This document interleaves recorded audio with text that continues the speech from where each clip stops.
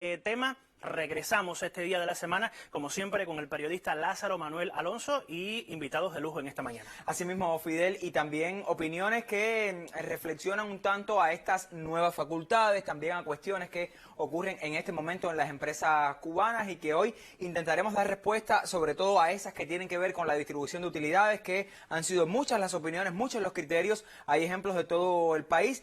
Vamos a compartir algunos de ellos y por supuesto buscaremos la opinión, también la explicación de nuestras entrevistadas esta mañana. Te dejo entonces con el desarrollo de este tema y el criterio también de televidentes que se han comunicado con nuestro colectivo.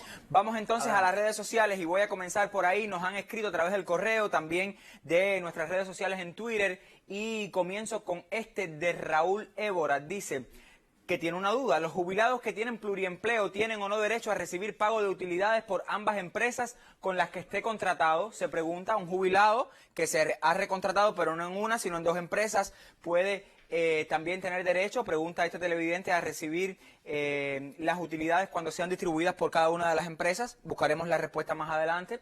Avanzamos. Dicen a través de Twitter, una persona que nos ha escrito: quisiera saber si nos pueden ayudar porque en el complejo Cubanacán de la Corporación Cimex de Villa Clara no pagaron las utilidades porque dos tiendas de 30 del complejo salieron mal en una auditoría. Reitero, esta opinión nos llega, esta inquietud nos llega desde Villa Clara.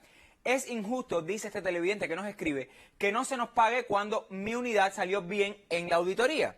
Esta es una opinión y tiene que ver con facultades. Puede ser que en una UEB, estoy pensando en una tienda, sea concebida como UEB, si hay, digamos, deficiencia en la auditoría, en otras dos se afecta o no en la distribución de la utilidad en una de esas UEB. Buscaremos también la opinión más adelante. Avanzamos.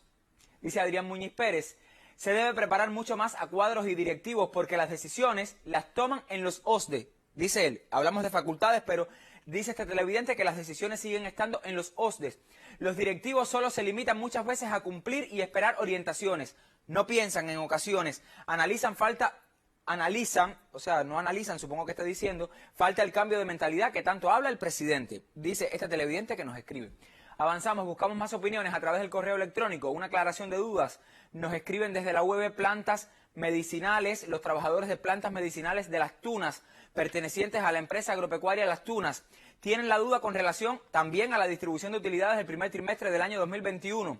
En nuestra contabilidad nos dicen, después de realizado todos los procedimientos para determinar el monto a repartir, da una cifra de, aquí ustedes la tienen, 71.329 pesos, y la empresa solo nos autoriza 9.000 pesos para distribuir. ¿Es correcta esa decisión de la empresa?, se pregunta este televidente. Yo reitero, el tema de la distribución de las utilidades sigue siendo la esencia de los comentarios y opiniones que hemos recibido esta mañana. Avanzamos. Dice Sonny Menéndez Acostas: realmente están escritas las disposiciones, las normas jurídicas, se está refiriendo a este televidente, pero sigue el mentalismo de aprobación y orientaciones desde el nivel superior. Dice este televidente: hacer las cosas como las piensa el del nivel superior. Aún persisten esquemas rígidos para cualquier proceder que puede ser súper sencillo. Y se refiere en este comentario a todavía esa falta de iniciativa que hay en segmentos del sistema empresarial, como pueden ser las UEB o las empresas que esperan decisiones de más arriba, y estoy pensando que de los OSDEs. Voy de inmediato a entrar en este asunto, vamos a debatirlo. Tengo el placer de que me acompañen esta mañana Giovanna Vega Mato. Ella es jefa de grupo de empresas de la Comisión Permanente de Implementación y Desarrollo. Gracias, Giovanna, por acompañarnos esta mañana en el tema de la semana. Y repite la visita a Solange Pérez Gómez, directora general de Política Fiscal del Ministerio de Finanzas y Precios. Bienvenida otra vez, Solange, que repite la visita porque el tema de la distribución de utilidades, ya usted ha visto, ha generado muchas opiniones y es importante explicar el deber ser, el procedimiento, qué es lo establecido, porque hay una realidad, Solange, y de eso hablaremos más adelante, en lo que se hacía hasta que entraron en vigor estas normas jurídicas y el después de las normas jurídicas. Sobre ello vamos a hablar más adelante, quizás el plato fuerte de esta mañana, porque me interesa buscar un poco, Giovanna, un poco la integralidad. Estas medidas uno pudiera pensar, bueno, vino el ordenamiento, la crisis económica se ha agudizado a partir del recrudecimiento del bloqueo y también la pandemia, pero estas medidas forman parte de un paquete que ya venía, digamos, de una secuencia lógica de aprobación de normas jurídicas que ya vienen desde hace muchos años. Vamos a hablar un poco de cómo se inscriben entonces estas medidas en ese camino que se ha recorrido, estoy pensando, desde el año 2011 en Cuba. Sí, Lázaro, bueno, muy buenos días y muy agradecida por poder participar en el programa. Como bien decías, desde el año 2011 y a partir de los lineamientos que se aprobaron en el sexto Congreso del partido, inició un camino de perfeccionamiento de la empresa estatal socialista en el país, la cual, bueno, como sabemos, está reconocida como principal sujeto de la economía en Cuba. Este proceso de perfeccionamiento de la empresa estatal, que se inició en el 2011, ha sido un proceso gradual, ha sido un proceso sistemático, un proceso que no ha estado exento de dificultades y un proceso que no ha concluido, un proceso donde todavía deben realizarse transformaciones profundas en el sistema empresarial estatal y un proceso que demanda de la participación activa de todos los trabajadores directivos del sistema empresarial, un proceso que demanda de un estudio sistemático de las normas jurídicas que se han puesto vigentes a lo largo del tiempo y un proceso que demanda que ese estudio se convierta en una herramienta importante para llevar adelante esas transformaciones que tanto necesita la economía. Inicialmente, recordemos, se inició con la separación de las funciones estatales de las empresariales, con el perfeccionamiento institucional de los organismos de la Administración Central del Estado, con el perfeccionamiento de las organizaciones de dirección empresarial. Se transitó en los inicios por generalizar hacia el sistema empresarial estatal todos los principios y bases del perfeccionamiento de la empresa estatal socialista en Cuba y se transformaron inicialmente las relaciones financieras de la empresa con el presupuesto del Estado. Estas transformaciones en las relaciones financieras no se detuvieron en aquel momento, han seguido siendo sistemáticas a lo largo del tiempo, a partir de lo que se aprobó después en el séptimo Congreso del partido y en el octavo Congreso. Así, en este recorrido pasamos por el año 2019 por la aprobación de 28 medidas que recordemos flexibilizaron la gestión y el funcionamiento de las empresas estatales en el país y llegamos a las 15 medidas que fueron aprobadas en el año 2019 por el Consejo de Ministros, cuyas normas jurídicas han sido recientemente aprobadas y que en sus conceptos permiten flexibilizar el funcionamiento y la gestión de la empresa estatal desde la estructura y las funciones que se asignan a cada una de las figuras que forman parte de este sistema empresarial y desde las facultades que se otorgan a estas direcciones, que siempre además nos gusta puntualizar, no son facultades para ejercerse en el orden personal, no son unipersonales, son facultades que responden al análisis colectivo, al análisis de los consejos y los órganos colegiados de dirección que tienen el sistema empresarial, donde todo el mundo tiene la responsabilidad de prepararse desde la especialidad que tiene cada quien en ese consejo de dirección y aportar con ese conocimiento a la toma acertada de decisiones que pueden llevar a la empresa a un mejor funcionamiento, a tener la eficiencia que se necesita y, en definitiva, a tener los resultados que se espera de la empresa estatal. Usted habla de un camino iniciado en 2011 que, por supuesto, con el tiempo y con las condiciones, las realidades que ha tenido el país, pues se han atemperado a nuevas disposiciones. Tenemos estas que acaban de entrar en vigor. Usted hablaba de la separación de funciones entre lo estatal y lo empresarial. Sin embargo, hay otro fenómeno que ahora se da y que las personas nos escribían, usted lo observó, y es de quizás esa falta de iniciativa, es esperar que me den la indicación desde arriba, desde el OSDE, que me digan qué hacer, qué no hacer. Hay personas que nos escriben y nos dicen que falta esa iniciativa, que falta esa toma de riesgo todavía en nuestras empresas y ese logro de la autonomía pues está siendo transversalizado por estos asuntos. Cuando ustedes comparten, digamos, de la Comisión de Implementación, que tiene esa responsabilidad también de dirigir este proceso en las empresas, estoy pensando en las empresas, que es el tema que abordamos hoy, ¿sienten que todavía falta eso, o sea, por parte del empresariado, de esa mayor toma de iniciativa, de ese mayor empuje? ¿Sienten que falta preparación, que falta quizás más conocer estas herramientas que tienen en las manos para desarrollar la empresa?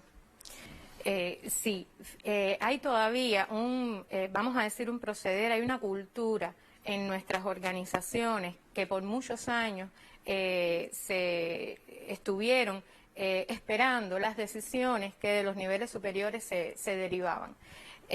Recordemos que, aunque han pasado ya varios años desde que empezaron estas transformaciones en el sistema empresarial estatal, las empresas no podían, por ejemplo, tener producciones diferentes a las que en su objeto social se establecían. Era muy restringida la distribución de utilidades, bueno, no existía la distribución de utilidades a los trabajadores, pero la creación de reservas voluntarias, incluso las reservas que en años anteriores las empresas hacían y no podían utilizar, tenían que aportarlas al presupuesto del Estado, y todas estas condiciones vamos a decir, frenado el desempeño de los directivos del sector empresarial. Ya han pasado algunos años y es necesario, es muy necesario, que desprenderse de todos esos perjuicios y falta de iniciativa, de la inercia que acompaña muchas veces los procesos nuestros en las organizaciones. Por eso insistía en la introducción que hice en la necesidad de la capacitación y en la responsabilidad personal que tenemos todos los directivos del sistema empresarial de prepararnos, de autoprepararnos. No basta solo con participar en un seminario, con que todas las orientaciones me lleguen de los niveles superiores. Nosotros tenemos que convertirnos en hacedores y en saber utilizar las herramientas que tenemos, que nos dan las normas jurídicas, para llevar adelante nuestras empresas. Hay un asunto, Giovanna, y tiene que ver con cómo también el ordenamiento ha permitido que nuestras empresas pues se transparenten muchos de los procesos que ocurren dentro de ellas, que las motive también a producir, a exportar, a sustituir importaciones para buscar entonces esa utilidad que está necesaria para dirigir sus procesos y también para repartir a los trabajadores. Sobre ello yo quiero que hablemos más adelante y cómo el ordenamiento ha contribuido a este asunto, porque quiero entrar en el asunto, Solange, que ha despertado mucho la opinión, mucho los criterios. Hay también personas que nos escriben molestas porque el tema de la distribución de las utilidades está siendo... Uno siente que hay falta de comunicación, uno siente que hay falta de la suficiente explicación en el escenario de sus entidades. Publicábamos al inicio del programa una opinión, una carta que nos enviaban desde Camagüey, que luego trasladaremos a las autoridades competentes, también ustedes para que la tengan y quizás dar una respuesta más personalizada a estas personas que nos han escrito. Pero se nota que todavía en el tema de la distribución de las utilidades hay falta de conocimiento, tanto de las personas que dirigen los procesos en las empresas como de los trabajadores que quizás no tienen la suficiente capacitación. Vamos a hablar lo que está establecido hoy para esa distribución de utilidades y cómo el paradigma a partir de la publicación de las nuevas normas jurídicas que acaban de salir, pues permiten que esa utilidad sea repartida acorde a distintos presupuestos que usted quizás nos explique ahora. Hablar de lo que teníamos antes y lo que tenemos después de las normas jurídicas para ganar en claridad todos y por supuesto a las personas que nos han escrito con estas insatisfacciones. Bueno, hasta el año 2020 las utilidades tenían destino, tenían 11 destinos y se agrupaban de formas diferentes para amortizar créditos, para financiar inversiones, para distribuir a los trabajadores, para capacitación, para investigación y desarrollo, tenían también para aportar al OSDE, para capital de trabajo. Con estas nuevas normas se crean dos nuevas reservas y se flexibiliza el uso de la distribución de utilidades a los trabajadores, sin límites y sin condicionar al cumplimiento de indicadores. Anteriormente tenían que cumplir los indicadores directivos, además de tener la auditoría evaluada de aceptable o satisfactorio y no tener deudas con el presupuesto del Estado. En estas nuevas normas ya los requisitos son no tener una auditoría evaluada de deficiente o de mal el control interno y no tener adeudos con el presupuesto. Y la distribución no está sujeta a cumplimiento de indicadores directivos y además se distribuye sin límite. Esa distribución de utilidad a los trabajadores lleva un estudio y un conocimiento, como bien decía Giovanna, en el colectivo laboral. No puede ser solo el consejo de dirección, no puede ser solo la dirección de la sección sindical, porque como bien dice la norma del Ministerio de Trabajo, se elabora un reglamento que además se aprueba y se pone en el convenio colectivo de trabajo. Los trabajadores tienen que conocer cuál es la utilidad que está previendo la empresa para el año. De esa utilidad, ¿qué parte se va a quedar la empresa? ¿Y qué va a hacer con esa utilidad? que ya, como les decía, tiene todas esas reservas y se crea la reserva para adquisición de viviendas o construcción de viviendas, reparación de viviendas, y se crea la de la estimulación a los colectivos laborales y a trabajadores según los reglamentos de las secciones sindicales y de los sindicatos nacionales de la Central de Trabajadores de Cuba. Entonces es importante que el trabajador conozca no solo que me van a pagar una utilidad, que me van a o que no me la pagan, sino qué es lo que me van a pagar y por qué me van a pagar. Esa norma flexibiliza, también incluye el pago a cuenta de la utilidad que va a tener la empresa al cierre del ejercicio. Anteriormente era solo al cierre del año. El trabajador recibía ese beneficio conocido por el salario 13. El mes 13 le decía. El mes 13, que tenía un proceso de aprobación entre lo que la empresa proponía, el monto y toda su reserva, se presentaba al OSDE y se aprueba por la Junta de Gobierno. Esto siempre salía más o menos. En el primer semestre se empezaba a cobrar ese mes 13. Ahora se anticipa. El trabajador no tiene que esperar al próximo año, año y medio, para medio año, para beneficiarse de esa utilidad de la empresa. Él va a ir recibiendo un pago a cuenta de esa utilidad. Pero él tiene que conocer que la empresa tiene que generar la utilidad de verdad, que la empresa tiene que planificar su flujo financiero y de efectivo para asegurar que el monto que le van a anticipar se le pueda pagar, porque la empresa tiene una responsabilidad con su colectivo que ha generado esa utilidad. Y la empresa tiene que tener su flujo para ver si lo cobra en abril, si lo va a cobrar en mayo o en los primeros días de junio, porque la empresa tiene que tener dinero y lo tiene que asegurar, ya sea por un préstamo, ya sea que tiene que cobrar la producción que hizo y comercializó, y el trabajador tiene que conocerlo. Esa utilidad es hasta el 30%, que también en el reglamento tiene que decir si le va a anticipar el 30 o el 10 o el 20, porque a veces en un trimestre usted puede tener asegurada todas las materias primas, puede tener una oportunidad de mercado y usted genera una utilidad muy alta, pero en el segundo semestre o en el tercero no la va a tener, y entonces la utilidad de la empresa al cierre del año no puede ver generado que se haya anticipado más utilidad que la que le toque entonces cuando se cierre el año al trabajador, y entonces haya que empezar a decir que te he pagado en exceso porque realmente te pagué en los 2 primeros trimestres por unos resultados muy buenos que tuvo la empresa, que se sabía que en el segundo semestre no lo iba a tener. Entonces, esos análisis tienen que hacerse en colectivo, tienen que ser de dominio de los trabajadores, porque si no crea insatisfacciones, dudas, quejas, y no es porque el trabajador se queje, es que desconoce, y falta esa comunicación y ese acercamiento con el colectivo laboral, que es el que se quiere que se motive, busque más eficiencia, vea dónde pueda ahorrar más, pueda hacer propuestas para que su empresa mejore. Eso es lo que persiguen estas medidas. Por eso decimos para fortalecer la empresa estatal socialista, pero sin la participación del colectivo de trabajadores no es fácil poderla fortalecer. Ellos son decisivos. Las comunicaciones que nosotros hemos recibido, Solange, la mayoría son de cuestiones anteriores a la aprobación de estas normas jurídicas. O sea, estamos hablando de distribución de utilidades antes de las normas jurídicas que salieron publicadas en Gaceta en el mes de mayo. A mí me gustaría dejar claro un tema. Usted vio que nos escriben de UEB, esencialmente de las UEB. Hay cuestiones que plantean quienes nos escriben que están limitando el pago de utilidad a la UEB. Por ejemplo, que otra UEB tenga un resultado no satisfactorio por una auditoría, como fue el caso que nos escribieron de Cubanacán. Hay otras que tienen que ver, por ejemplo, el caso, recuerdo de Camagüey que ponía de los ferrocarriles, de que la empresa está en pérdida, pero que esa UEB si tuvo resultados, tuvo una utilidad esa UEB.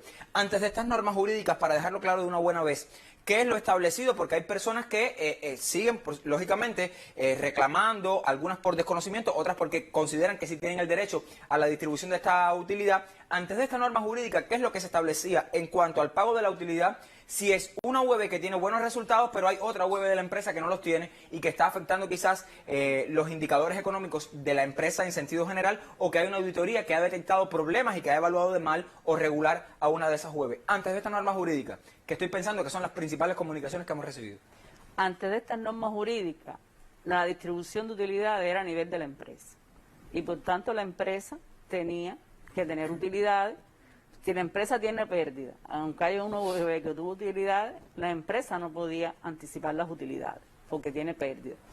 Y siempre que haya una auditoría evaluada con control interno de deficiente o mal, tampoco podía repartir las utilidades. Porque la empresa y los colectivos de trabajadores tienen que insistir sobre la dirección de la empresa para resolver el descontrol que existe en una de las unidades empresariales de base.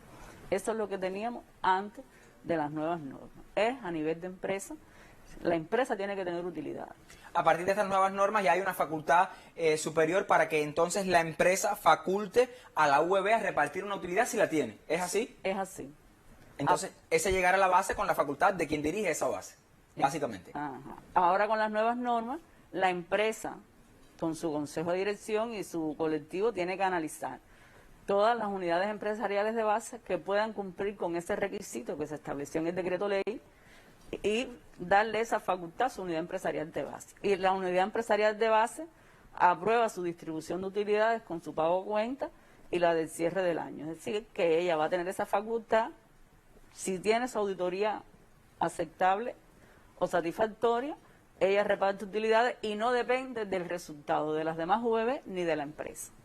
En la norma se dice, hay todo un capítulo para lo que deben ser esas unidades empresariales de base que se autoriza a distribuir utilidades. Vamos a hacer un alto en la conversación porque decía que me gustaría también conversar sobre ordenamiento monetario. La empresa estatal en el escenario del ordenamiento monetario ha sido para bien, ha afectado, ha perjudicado a la empresa estatal socialista.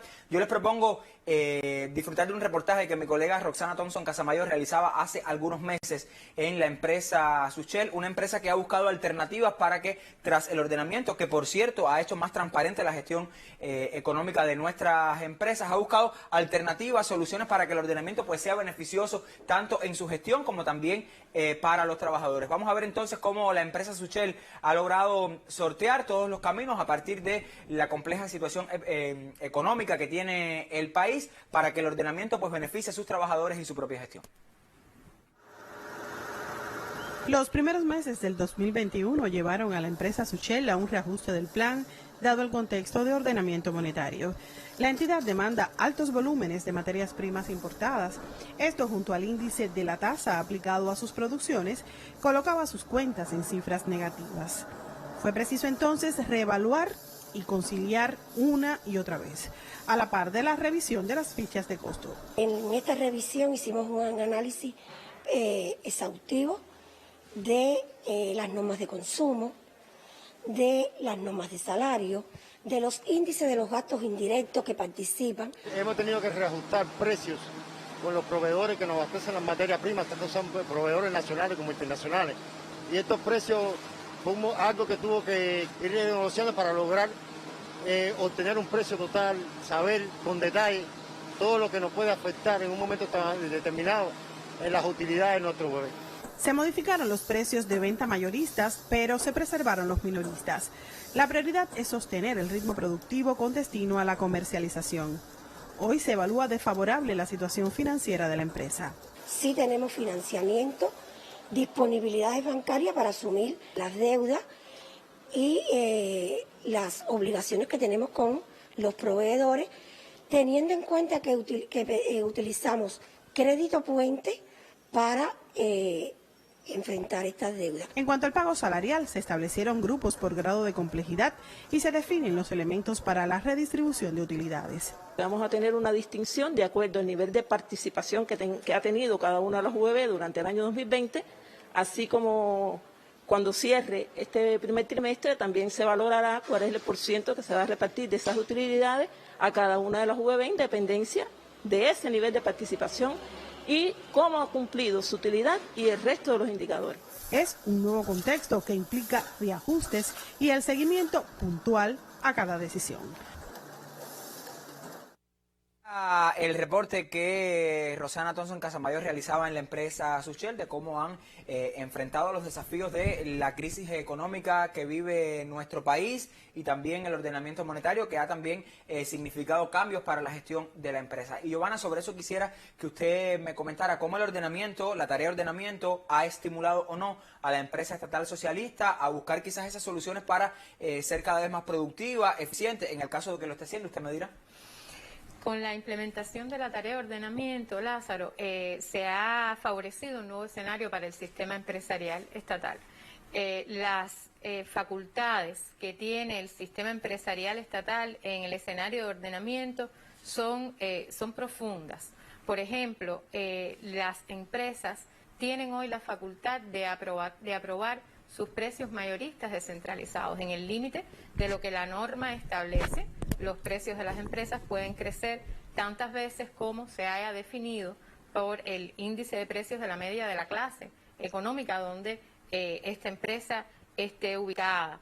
Y pueden establecer procesos de negociación tanto con proveedores como con clientes para poder definir esos precios de venta de sus producciones y servicios. Es una facultad importante que tienen las empresas hoy. Antes no disfrutaban de esa facultad antes del escenario de la tarea de ordenamiento. Por otra parte, también se han flexibilizado los mecanismos de acceso a la divisa como parte de la implementación de la tarea. Y las empresas hoy pueden retener parte de la divisa que obtengan a partir de las exportaciones de bienes y servicios que realicen, a partir de los encadenamientos productivos que sean capaces de lograr hacia lo interno de la economía en la sustitución de bienes y servicios y a partir también de la venta de productos y servicios a la Zona Especial de Desarrollo Mariel. Son cuestiones importantes que permiten que las empresas puedan disponer de recursos financieros que le permitan reaprovisionar sus ciclos productivos, la compra de materias primas y la obtención de determinados servicios, incluso la realización de inversiones para introducir mejoras tecnológicas en los procesos productivos. Asimismo, bueno, se ha explicado la distribución de utilidades a los trabajadores que antes de la tarea esperaban todo un año y medio para recibir los beneficios que por la gestión de la empresa al cierre del año se repartían utilidades a los trabajadores, pues se flexibiliza. Es la propia empresa la que aprueba esa distribución de utilidades a los trabajadores y se acerca a los resultados de la empresa, se hace con una periodicidad trimestral. Es un proceso complejo. Todas las transformaciones que se han realizado en el sistema empresarial estatal a lo largo de estos últimos años han sido transformaciones complejas, como dije al inicio, no exenta de dificultades, no exenta de errores cometidos, y es un proceso que no ha concluido. Es un proceso donde todavía se necesitan transformaciones profundas y se necesita además pasar de la situación actual de subordinación y de relaciones administrativas de subordinación del sistema empresarial a relaciones financieras y relaciones de propiedad. Usted que nos acompaña esta mañana, Giovanna, yo no puedo desaprovechar la oportunidad porque muchas personas también nos han escrito y usted hablaba de encadenamientos, pero yo quiero hablar también de complementariedad entre actores de la economía. Hay personas que nos escriben de que todavía existen prejuicios de algunos decisores en las empresas estatales para relacionarse con otros actores de la economía. Estoy pensando con las cooperativas no agropecuarias y también los trabajadores por cuenta propia. Hay prejuicios, hay miradas de reojo, para decirlo en buen cubano. Se sigue pensando que quizás tener un contrato con un TCP o tener un contrato con una cooperativa es quizás lo que no se puede hacer, lo que me van a observar. Si usted tuviera que dar una opinión sobre ese camino, ese entorno de mayor complementación entre los actores de la economía y que sigue siendo lamentablemente esa falta de complementación una realidad en algunos escenarios de la economía cubana, del sector empresarial cubano. Lázaro, como parte de las 28 medidas que se aprobaron en el año 2019, una de las medidas fue precisamente eliminar las trabas y las limitaciones que existen o existieron para ese vínculo entre las formas estatales y no estatales de gestión. Se condicionó únicamente al uso de cuentas bancarias y a la aprobación por el máximo órgano colegiado de dirección al nivel que sea a nivel de empresa o a nivel de VB. Es decir, que las condiciones desde el punto de vista de las normas jurídicas están dadas y desde el punto de vista de las políticas a adoptar para que este vínculo se realice de forma natural. Es cierto que todavía existen muchos prejuicios con relación a este tema y es un tema que, como bien explicabas, es muy necesario, es decir, desarrollar el encadenamiento productivo hacia lo interno de la economía y lograr que aparezca oferta de bienes y servicios desde las formas no estatales que lo pueden hacer quizás de una manera más eficiente, no porque sean más eficientes que las empresas estatales. La tarea de ordenamiento pone a todos los actores de la economía en igualdad de condiciones. Yo creo que eso es algo muy importante y muy necesario para que estas relaciones se den con efectividad, pero sí pueden aparecer determinados bienes y servicios que no se ofertan hoy en el entramado económico, el entramado empresarial que tenemos en el país y que harían mucho más eficiente la gestión en la propia medida de las empresas estatales, en la propia medida que estos prejuicios vayan desapareciendo, que nos despojemos de esas limitaciones, que son limitaciones de pensamiento, porque ya las normas jurídicas no las tienen, pues lograremos encadenarnos hacia lo interno de la economía y ser mucho más eficientes. Yo le preguntaba porque esta noche el programa Palabra Precisa que se transmite después de la novela pues abordará la actualidad, el hoy, los retos y desafíos del trabajo por cuenta propia en Cuba, y contaremos con la presencia de dos destacados trabajadores por cuenta propia de nuestro país que estarán aportando sus experiencias y también desde la opinión cómo ven este asunto. Me queda poco tiempo, Solange, porque son las 7:55 y sobre las 8 mi colega Fidel Toranzo estará compartiendo titulares. Usted vio que sobre el tema de la distribución de utilidades siguen existiendo mucha falta de información, hay falta de transparencia en algunos escenarios empresariales y hay personas que nos preguntan, bueno, ¿cómo obtener más información? ¿A dónde dirigirme? ¿Dónde resolver estos problemas? ¿Cuál es el camino? Si usted tuviera que recomendar a esos trabajadores que todavía tienen las dudas, tienen insatisfacciones, tienen preocupaciones sobre este asunto, ¿qué se puede hacer? Bueno, lo primero es tratar de aclararla con la dirección de su empresa o de su unidad básica, pues, que ahí se las deben aclarar. Están las direcciones de finanzas municipales, las direcciones de trabajo, está el sitio web del Ministerio de Finanzas y Precios, donde recibimos preguntas, donde respondemos. Nos pueden escribir también al correo electrónico del Ministerio de Finanzas y Precios, entrar a nuestro sitio para poder contribuir a aclarar todas esas dudas. Pero realmente hay muchas, lugares donde aclarar su duda. Pero primero en su empresa, para ver si se estudiaron las normas, qué respuestas hay, y después puede contactar con una de estas instituciones que tenemos la responsabilidad de que la norma se aplique bien. Nosotros insistimos en la autopreparación tanto de las personas que lideran nuestras empresas como los trabajadores. Hay muchas normas jurídicas, hay posibilidades nuevas, facultades nuevas que solo podrán implementarse si las personas que son responsables de implementarlas pues las conocen en profundidad. Gracias, Giovanna, por habernos acompañado esta mañana, primera vez en Televisión Nacional, y qué gusto haber compartido con usted. También, Solange, por haber repetido la visita en el tema de la semana. Y sobre la empresa estatal cubana tendremos que seguir hablando inevitablemente, toda vez que este es un proceso que no ha concluido, que se necesitan transformaciones profundas y quizás cuando en un futuro inmediato pues llegue la ley de empresa podamos disfrutar otra vez de su presencia con nosotros aquí en el estudio. Yo por hoy me voy a despedir. El lunes estamos preparando, no lo tenemos listo, pero estamos preparando un tema que tenga que ver con las nuevas medidas aprobadas para los subsidios en el país, para estimular la construcción de viviendas en Cuba y también atender esos asuntos que tienen que ver con la dinámica demográfica, cómo estimular también desde la vivienda, desde la construcción de viviendas, la natalidad en Cuba. Estamos preparando ese tema, no se los prometo, pero quizás el lunes estemos de regreso para poder conversar sobre esta, que es otra de las realidades en nuestro país. Gracias otra vez a ambas por habernos acompañado. Yo me despido. El próximo lunes estaremos de regreso con un tema de la actualidad nacional. Tengo un excelente fin de semana y le dejo en la compañía de mi colega Fidel Toranzo.